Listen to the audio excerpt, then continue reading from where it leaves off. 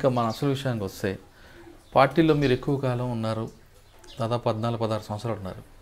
Party ఆ ఏరియాలో దండకార్యంలో ఎక్కువ ఆదివాసీల పోరాటం కోసం ఎక్కువ పోరాటం చేస్తుంది దాదాపు 40 సంవత్సరాల నుంచి. మరి ఆదివాసీలు చేస్తున్నప్పుడు ఆదివాసీ పోరాట సమితి అని పేరు ఎందుకు పెట్టకూడదు? ఆదివాసీ పోరాట సమితి అంటే అక్కడ ఇప్పుడు కటాప్లో ఉన్నది బిచ్చనాల్చ ఏరియా కమిటీ అని పెట్టారు.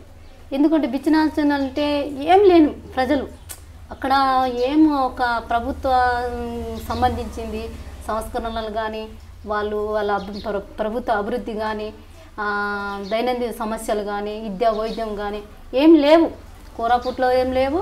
తర్వాత ఇక్కడ కటాప్ ఏరియాలో కూడా పార్టీ వెళ్ళినాక పార్టీ డిమాండ్లతోని కొద్దిగా ఆర్ఎంపీ డాక్టర్లు పంపడం, అట్లా చిన్న చిన్న డాక్టర్లు పంపడం, అట్లా గవర్నమెంట్ తీసుకుంది.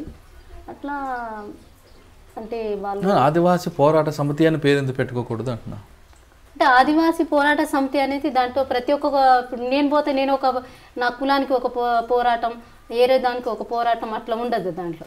అంటే కులాలు సంబంధించిన లేదు, దాంట్లో ముఖ్య సమస్య మొత్తం సమస్య ఏంటిది అనేసి పరిశీలించి దాంట్లో చాసిమూల్య కమిటీ అని పెట్టిరు ఒకటి. అక్కడ ఆదివాసులతో కలిపి అంటే బిచ్చనాల్లో చాసిమూల్య కమిటీ అని పెట్టారు. ఎందుకంటే వ్యవసాయం మీద ఆధారపడుతురు కాబట్టి అక్కడ ఒక కమిటీ పెట్టడం జరిగింది. ఇప్పుడు ఆదివాసీ కమిటీ పెట్టడము కానీ పోరాట సమితి అని పెట్టడం కానీ అట్లా జరగదు. ఎందుకంటే ఇప్పుడు నేను మైనార్టీ పోరాట అది సంబంధించి పెట్టరు కదా, వ్యక్తిగతంగా పెట్టరు. పూర్తి సమస్య తీసుకొని దానికి విశ్లేషించి పై కమిటీ గుట్ట కూర్చొని దాంట్లో ఒక నిర్ణయం తీసుకొని ఏదైతే ముఖ్యంగా ఉన్నదో అక్కడ సమస్య దాని మీద తీసుకుంటారు. ఇప్పుడు మీరు ఉన్న కంపెనీలో కానీ మీరు పనిచేస్తున్న దళకంత ఇంట్లో కానీ మహిళలలో రాజకీయ చైతన్యం తీసుకురావడానికి కానీ లేదా ఆదివాసీ మహిళల్లో రాజకీయ చైతన్యం తీసుకురావడానికి మీరు ఏ విధంగా కృషి చేశారు? చాలా కృషి చేసి చాలామంది రిక్రూట్ చేసి కటాప్ ఏరియాలో ఈ ఎన్కౌంటర్ జరగకముందు రామగూడ ఎన్కౌంటర్ జరగకపోతే ఒక లెవెల్గా ఉండేది ఉద్యమం అక్కడ. చాలామంది ఇప్పుడు నేను అంటే ఒక టార్గెట్ పెట్టుకున్నారు అందరు కూడా. అంటే ఒక్కొక్క ఏరియాలకు ఒక 6 నెలల్లో ఒక 10 మంది కన్నా అట్లా రిక్రూట్ చేయాలి అనేసి పై కమిటీ తీర్మానం ఇచ్చింది. అట్లా తీసుకున్నాం, ఒక స్పీడ్గా తీసుకున్నాం. రామగూడ ఫైరింగ్ అయినాక చాలామంది ఇట్లా చనిపోవడం జరిగింది అక్కడి నుంచి. అయినా కానీ ప్రజలైతే ఇంకా బాగానే ఉన్నారు అప్పటికి కూడా. ఇంకా నేను హెల్త్ ప్రాబ్లం వచ్చినాక చిన్నగా అక్కడ అంటే పార్టీ అడవికే పరిమితమైంది, మైదాన ప్రాంతాలు కనుమరుగైంది అంటారు, వాస్తవం కాదా? అక్కడ మైదాన ప్రాంతం కదా మొత్తం, అక్కడ కోరాపుట్లో అడవిలో ఉన్నది. కానీ ఇప్పుడు దగ్గర ఇప్పుడు ముచ్చంపూడి దాకా తిరిగేటోళ్ళు. అదే అడవి మద్దతు ఉందా మైదాన ప్రాంతాలు? ఉంది, మద్దతు ఉంది. మరి ఎందుకు క్రమేపీ తగ్గిపోతుంది ప్రాబల్యం? అంటే కొన్ని అంటే నిర్బంధం సమస్య, మెయిన్ నిర్బంధం. తర్వాత ఎన్కౌంటర్లు జరగడం, చనిపోవడం, అట్లా దాంట్లో మెయిన్ అయితే నేను టెక్నాలజీ డెవలప్ అయినాక దాడులు జరగడం, అంటే ఎమ్మటెమ్మటే ఫైరింగ్లు జరగడం, నీళ్ళు అన్నం తిండి తిప్పలు కూడా సమస్య రావడం, కొంతమంది రాజకీయాలు బలంగా లేని వాళ్ళు వెళ్ళిపోవడం, తుపాకులు పెట్టేసి కూడా పోయిన సంఘటన కూడా ఉంది. అంటే ఆదివాసీ అభివృద్ధికి మావోయిస్టు పార్టీ అడ్డుకుంటుందని ప్రభుత్వం వాదిస్తుంది, మీరేమంటారు? అట్లయితే ఏం లేదు, పార్టీ అయితే ఎక్కడ అభివృద్ధికి అడ్డుకున్నది ఏం లేదు. అంటే రోడ్లు వేసిన అడ్డుకుంటారు, లైట్లు పెట్టిన అడ్డుకుంటారు, అంటే ఇప్పుడు వాళ్ళకి మౌలిక సదుపాయాలు కల్పించాలన్న పార్టీ అడ్డుకుంటుంది, వాళ్ళ కాంట్రాక్టులు బెదిరించడం, ఇటువంటి సంఘటనలు చేయడం వల్ల ఆదివాసీ గ్రామాల్లో అభివృద్ధి ఆగిపోతుంది. దాని ప్రధాన కారణం మావోయిస్టు పార్టీ అని ప్రభుత్వం అంటారు. అంటే అభివృద్ధి అంటే ఇన్ని రోజులు లేనిది ఇప్పుడు ఎందుకు సడన్ పార్టీ వచ్చినాక అభివృద్ధి పెరిగింది? ఇప్పుడు పార్టీలో చర్చ నేననేది కాదు, అక్కడ పై కమిటీ నుంచి పార్టీ చెప్పింది. అంటే సడన్గా ఎప్పుడు లేనిది ఇప్పుడు ఎందుకు వచ్చింది అభివృద్ధి, ఇప్పుడు గవర్నమెంట్కు ఎట్లా మేల్క తట్టింది అసలు అనేది వాళ్ళు చెప్పడము. రోడ్లు ఎందుకంటే పార్టీకి ఇక్కడ తరిమేసి ఇక్కడ ఉన్న ఓనర్లు తీసుకుపోవడానికి ఏమనేసి ఒక సిద్ధాంతం కూడా ఉన్నది పార్టీ. అందుకు వ్యతిరేకించేవారా? దానికి వ్యతిరేకించారు. మీరు మీతో పాటు ఇంకొక సెంట్రల్ కమిటీ సంబంధించిన కానీ ఒక మహిళ, ఆవిడ వేధింపుల నుండే పార్టీలో చాలామంది బయటకు వస్తున్నారనేది ఒక వార్త ఉంది, దాన్ని మీరేమంటారు?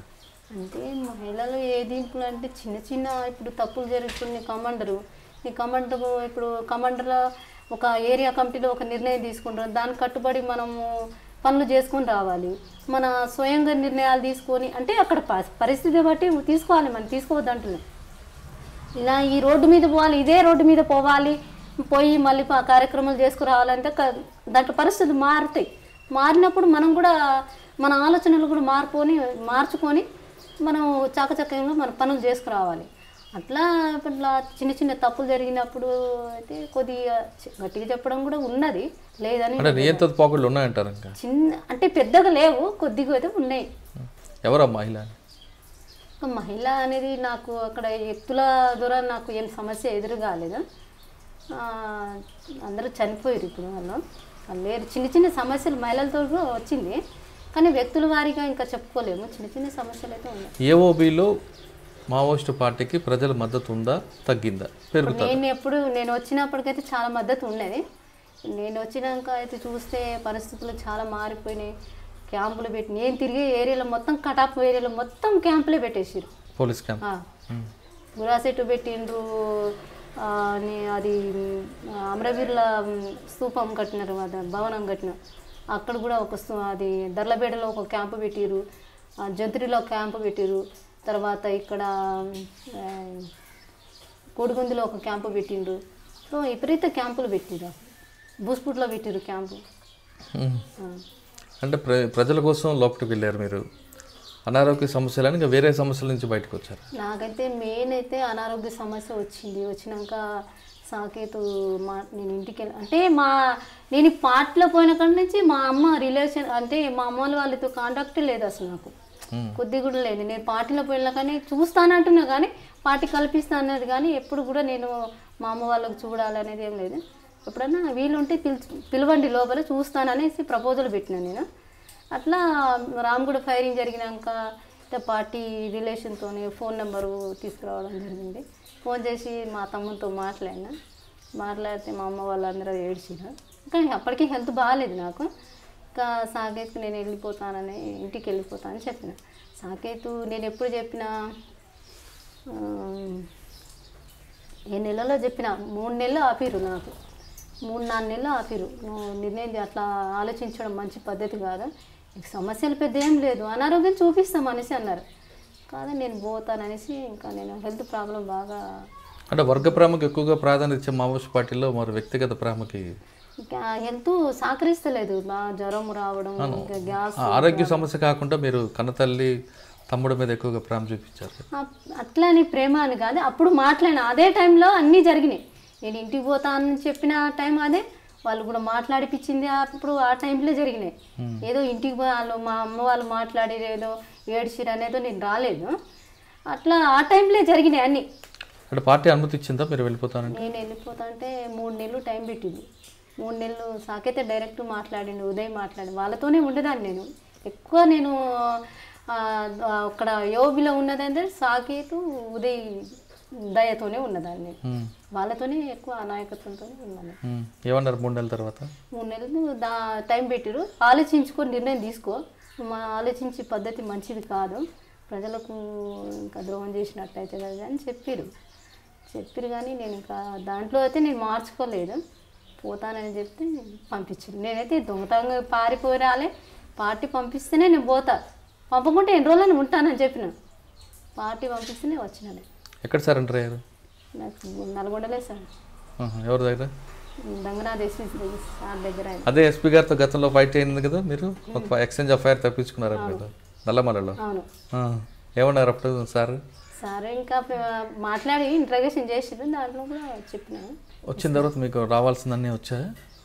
అయితే ఇప్పుడు అయితే రివార్డ్ ఇచ్చారు, 4 ఎకరాల ల్యాండ్ ఇచ్చారు, అది పట్ట గిట్ట ఏం ఇవ్వలేదు, ఇంకా మిగతా ఏం రాలేదు. మీ సమస్యను పరిష్కారం అయిందా?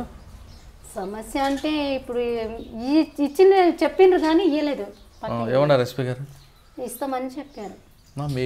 మీ పాత భూమి అది ఏమో మాట్లాడిండు, మళ్ళా కోర్టుకు 60 రోజుల టైం ఇచ్చారు, ఆ తర్వాత చేస్తామని చెప్పారు.